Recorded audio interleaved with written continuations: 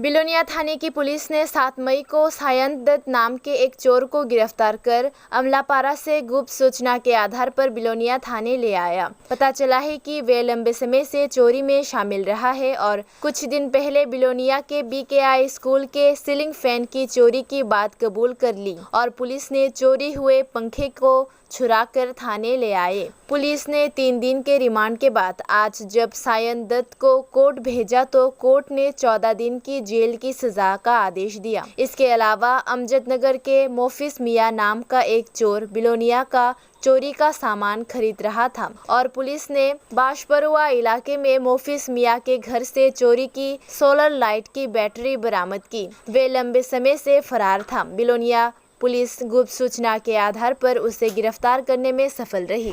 बिलोनिया थाने की पुलिस ने मंगलवार को उसे कोर्ट भेज दिया।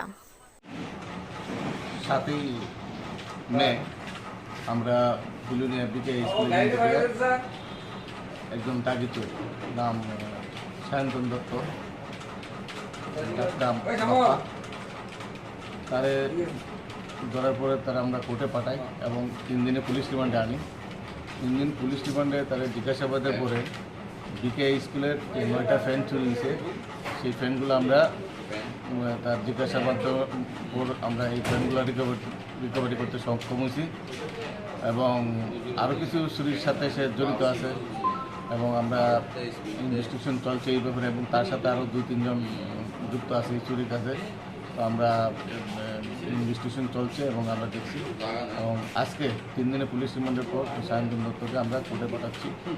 পাশাপাশি গতকালকে আমরা আমজাদনগর থেকে আরেকজন মফিস মিয়া নামে একজন বিখ্যাত চোর, বিশেষ করে উনি চুরির কেসের মাল রিসিভ বেশি করে এবং কয়েকটা চুরি কেসের মাল টানে রিসিভ করছে এবং তাদের গড় থেকে যে আমজাদনগর এরিয়া মানে বাসপুদা পঞ্চায়েত থেকে কিছু সোলার লাইটের যে ব্যাটারিগুলো চুরিত এবং তাদের বাড়ির থেকে এগুলো আমরা রিকভারি করতে পারছিলাম এবং সেই রিকভারি পর থেকে সে মানে পলাতক ছিল। গতকালকে আমরা গোপন খবরের ভিত্তিতে তাকে আমরা অ্যারেস্ট করতে সক্ষম হয়েছি এবং আজকে তারে আমরা কোর্টে